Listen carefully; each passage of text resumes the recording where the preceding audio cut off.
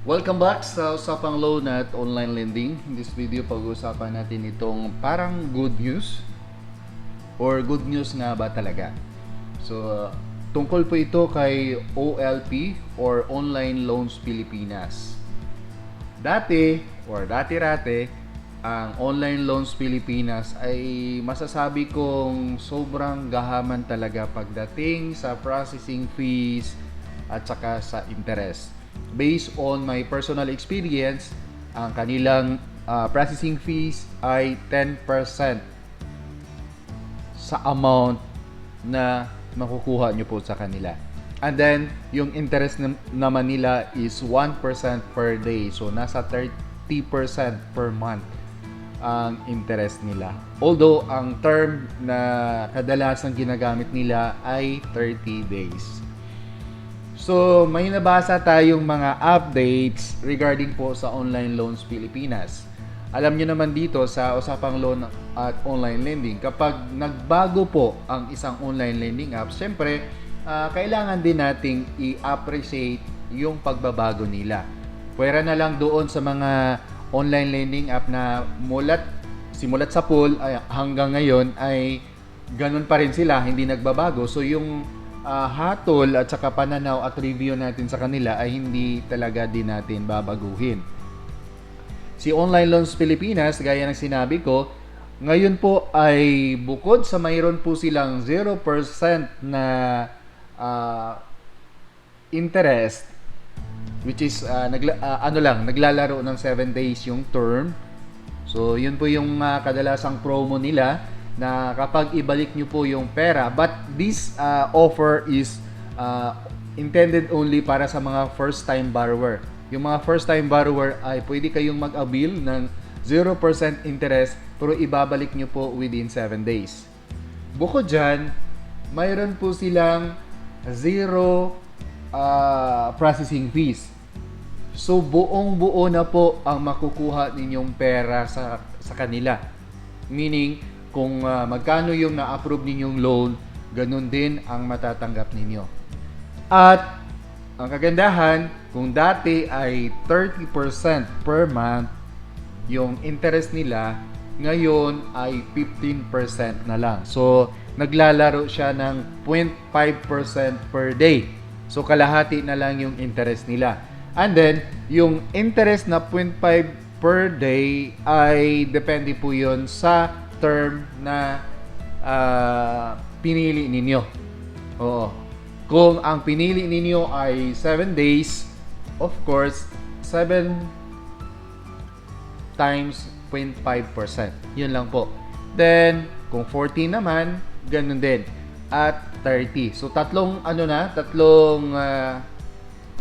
term na ang pwedeng pagpipilian ng mga borrowers kay Online Loans Pilipinas, which is medyo lumuwag-luwag na.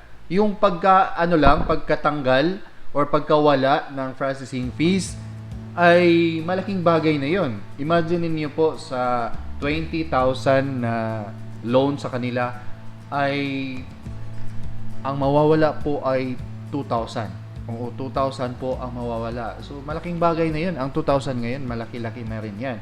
Pero kung ibili mo po sa grocery store, medyo parang na rin, parang dating 500 na lang yung 2,000. And then, bukod pa dyan, ang Online Loans Pilipinas ay hindi na gaya dati. Oo, hindi na gaya dati. Kung kayo po ay may experience with Online Loans Pilipinas or OLP, huwag nyo pong ipagkait yung magandang reviews nyo sa kanila kung maganda man. Pero kung hanggang ngayon ay ganun pa rin, sa palagay ninyo, ay open din po kayong magbigay ng feedback. Then, may paalala lang, based po doon sa nakuha nating feedback, na kapag kayo po ay pumili ng term, siguraduhin nyo po na hindi ninyo i-check yung insurance. Mayroon daw insurance doon na syempre may bayad yun. kaya madadagdagan yung bayarin ninyo. Kaya siguraduhin po kapag tayo ay nag-apply at nag-fill up, basahin po nating mabuti yung mga nakasulat doon. Kasi minsan, ang mali ay nasa side din natin. Hindi po lahat ay isisisi natin sa kanila. Oo. So, ito yung nakikita ko ngayon. Medyo lumuwag-luwag ang OLP compared po doon sa napagdaanan ko sa kanila. I think 5 years ago na ba? More than 5 years ago.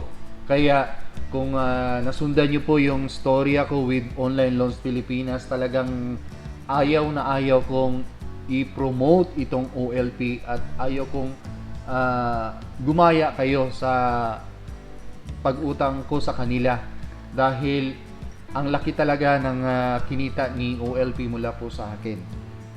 So, kayo na po ang bahala at your own risk. Kung gusto niyo mag-take risk sa kanila, basta again, basahing mabuti kung ano po yung mga nakasulat at yung dapat ninyo pong ilagay ay yung totoong impormasyon na kailangan din po nila. So, ito yung app nila sa Play Store. At marami na rin ako napanood na mga ads nila sa social media. Pati nga dito sa YouTube ay lumalabas din. Nagpo-promote po sila sa kanilang loan services. Pero kung sa palagay ninyo po ay hindi pa talaga totally nagbago si OLP, huwag nyo pong utangan or huwag kayong umutang sa kanila para hindi po kayo magsisisi sa bandang huli. So ito yung trailer ng kanilang tingnan natin yung trailer nila kung attractive ba, kung totoo ba talaga itong pagbabagong ginagawa nila. So yan po, naghahang lang po ng konti. Okay? I-play lang po natin, hindi lang po natin bigyan ng sounds. Yan po. Para hindi tayo ma-copyright. So, need extra cash, pang medical at kung ano-ano pa. Pwedeng mag-submit ng mga valid ID. Tapos, no fees, no interest, no collateral, no paperwork. Yun po yung mga first time na borrowers na walang interest at walang processing fee. Pero kapag repeat borrowers na po kayo, mayroon na po yan silang interest. Oo. Yung first time lang, wala. Pero kailangan nyo pong ibalik within 7 days. So, again, please, sa mga umutang po sa kanila, bago lang ha, yung bago lang. Hindi yung mga luma kasi yung mga pinagdadaanan namin 1 year ago paatras, talagang hindi maganda yung experience namin with Online Loans Pilipinas. Nito lang pagbabago nila. Kung may pagbabago pa talaga si Online Loans Pilipinas, makakasiguro kayong babasahin namin yan. Kung mapapansin nyo po, nag-heart po kami sa mga comment ninyo. Ibig sabihin, nabasa ko na po yun. Pero may mga comment kayo na hindi ko na kailangang mag-reply dahil alam ko nasa ibang video po namin yun. Kayo na po ang bahalang manood ng ibang mga video na maaaring sagot doon sa inyong mga comment. Again, kung napapansin nyo po na nag-heart kami, binabasa namin yan, pero alam ko mayroon na po kaming video about yan at kayo na pong bahalang maghanap sa aming video section. Pero kung wala, kusa po ako nagre-reply. Maraming salamat po sa inyong lahat. Again, shout out po sa lahat ng mga viewers ko na hanggang ngayon ay hindi pa nag-subscribe. Please, huwag kalimutang mag-subscribe para updated kayo dito po sa amin.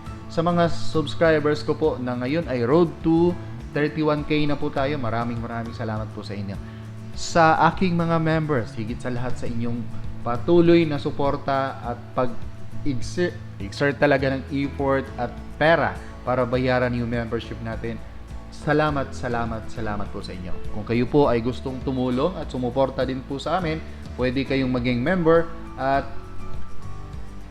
i-click nyo lang ang join button para po kayo maging member namin at priority po kayo naming re-replyan sa mga comment ninyo at pwede din po kayo makakonect sa amin. Maraming salamat po. Hanggang sa muli. Paalam.